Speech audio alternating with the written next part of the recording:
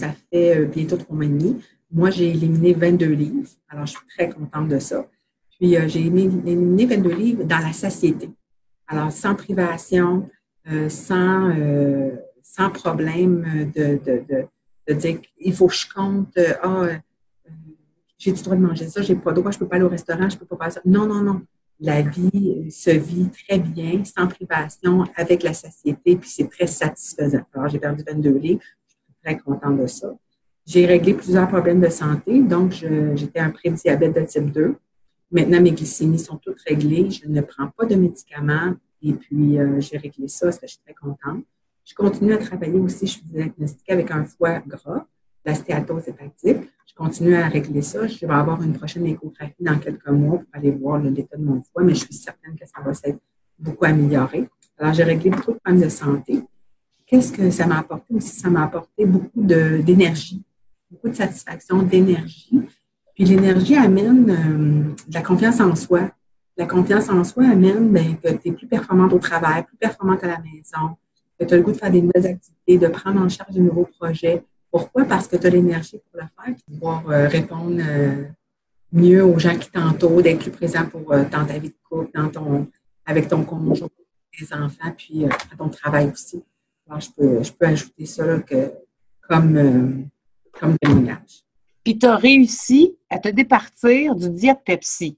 Oui, ça c'est important de le mentionner. Moi, je buvais entre 2 et 3, 210 millilitres de Diet Pepsi par jour. Puis c'était vraiment la norme. Moi, je buvais ça plus que de l'eau. En fait, je ne buvais pas d'eau, je buvais ça.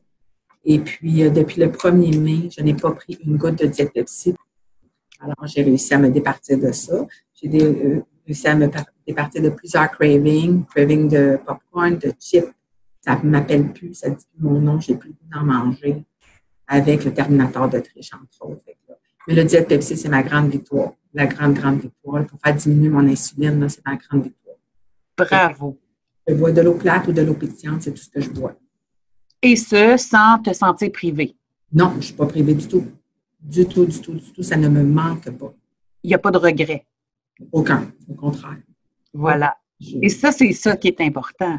Oui, au contraire, je suis très, très contente de ça. Puis, c'est ce que ça me donne une confiance en moi.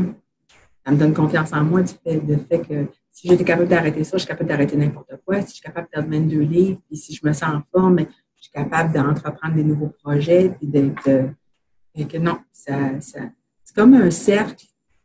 Souvent, on dit qu'on est pris dans un cercle vicieux, mais moi, je suis pris dans un cercle harmonieux, dans un cercle le contraire, là, dans un cercle. Inverser la vapeur.